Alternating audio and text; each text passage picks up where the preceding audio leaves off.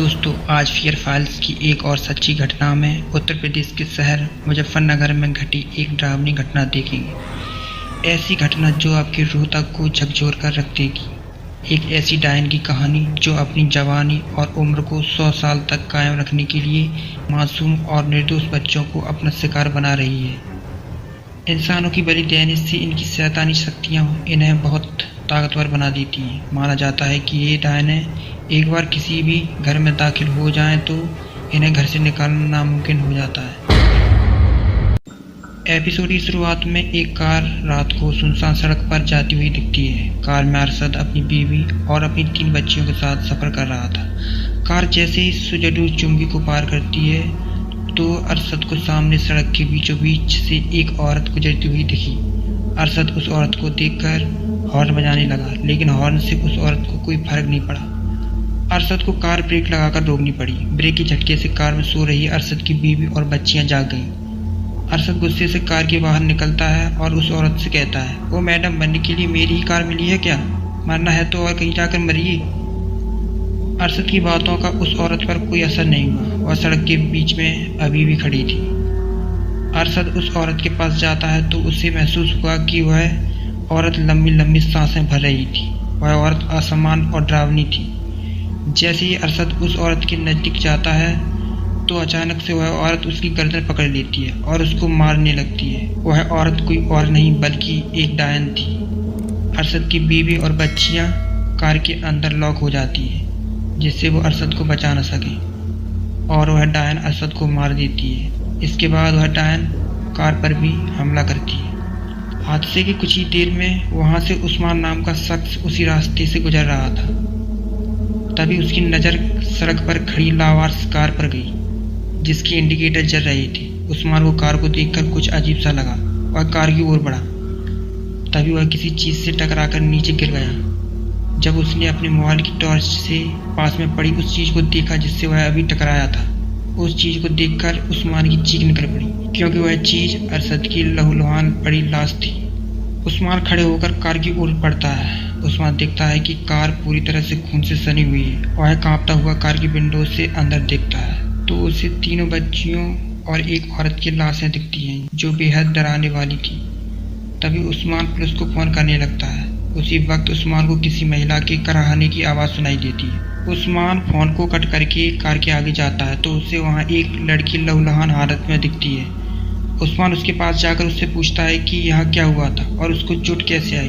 तो वह लड़की कहती है कि मेरा नाम समीरा है, मुझे बहुत दर्द हो रहा है और मुझे कुछ याद भी नहीं आ रहा है। इसके बाद उस्मान उसे बिना कुछ पूछे हॉस्पिटल ले गया। हॉस्पिटल में नर्स उस्मान को उस समीरा के बारे में पूछती है और उस लड़की के इलाज के लिए पैसों का इंतजाम करने को कहती है। इस पर उस्मान कहता है कि उनका कोई नहीं है, हाईवे एक्सीडेंट में उनका सारा परिवार ख़त्म हो गया है। आप इनका इलाज शुरू करिए, मैं पैसों का इंतजाम करता हूँ। वार्ड बॉय समीरा को इलाज के लिए ले जा रहा था। तभी समीरा उसे रूम नंबर 13 के सामने उसे रुकने को बोलती है। जब वार्ड बॉय कहता है कि वह रूम खाली नहीं है, वहाँ पहले से ही एक मरीज है। जो एक लड़की थी वह सो रही थी।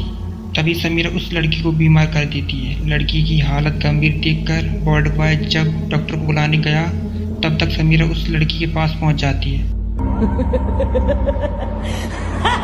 और शैतान से कहती है कि हे शैतान, मेरी चौथी बलि को स्वीकार कर, और उस बच्ची का गला दबाकर मार डालती है। समीरा की चीख सुनकर जब उस्मान और डॉक्टर उस रूम में पहुंचते हैं तो उस लड़की को फांसी पर लटका हुआ पाते हैं। इस पर समीरा रोते हुए कहती है कि उसे यहाँ नहीं रहना है, उसे घर जाना है। उस्मान समीरा को अपने घर ले जाता है। सुबह समीरा नाश्ते के दौरान उस्मान के भाई अली और उस्मान की बच्ची गुड्डी से मिलती है। समीरा की नज़र गुड्डी पर थी। गुड्डी समीरा को अपना रूम दिखाने के लिए ले जाती है। तभी गुड्डी की नज़र रूम में लगे एक शीशे पर जाती है। शीशे में समीरा का असली रूप दिख रहा था, जिसे देख गुड्डी डर जाती है और बहाने बनाकर वहाँ से चली जाती है। तभी समीरा सोचती है कि कल अमावस की रात है, कल मैं आखिरी बलि गुड्डी की चढ़ाऊँगी, जिससे मैं हमेशा जवान रहूँगी। उसी रात अली जब अपने कमरे से पानी पीने के लिए निकला तो उसे खून के पैरों के निशान दिखे जो समीरा के कमरे की तरफ जा रहे थे।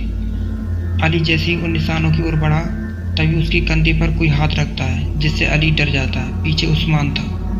अली उससे कहता है कि भाई देखो खून के निशान जो समीरा के कमरे की ओर जा रही है। जब उस्मान देखता है तो वहाँ कुछ नहीं था। उस्मान को लगा कि अली समीरा से बात करने का बहाना ढूंढ रहा है। उस्मान अली से कहता है कि समीरा बिल्कुल ठीक है, अब तुम सो जाओ। अली जब अपने कमरे में वापस जाता है तो पीछे से समीरा उसके कंधे पर हाथ रख देती है, जिससे अली चौंक जाता है और कहता है कि कौन है।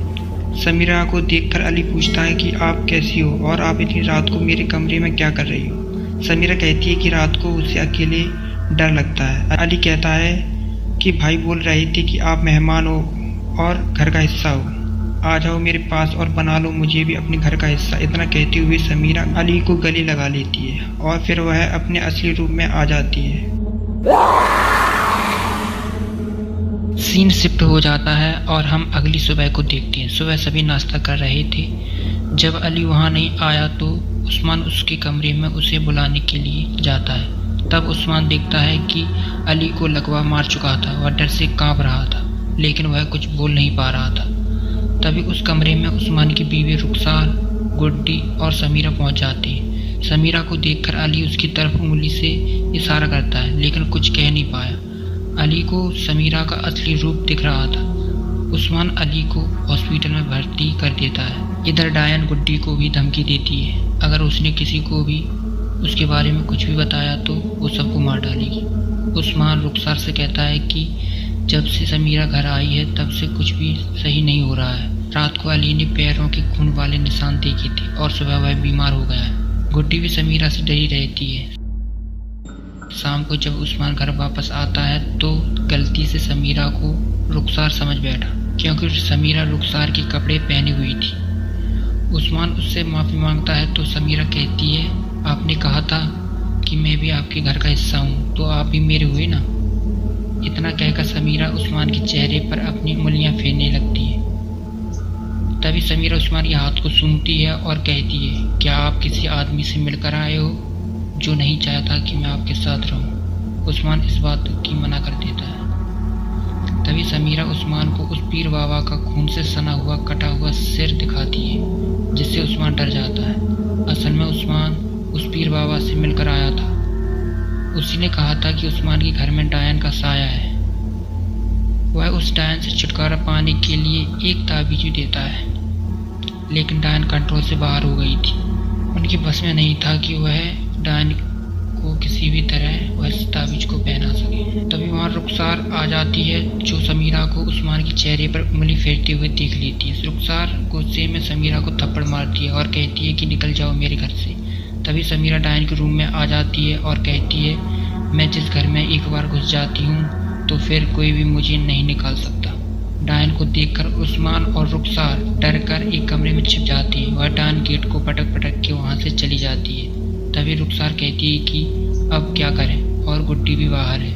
उस्मान कहता है कि उस डायन को तभी रोका जा सकता है जब बाबा का दिया हुआ ताबीज कैसे भी करके उस डायन को बांधना होगा, जिससे वो कमजोर पड़ जाएगी।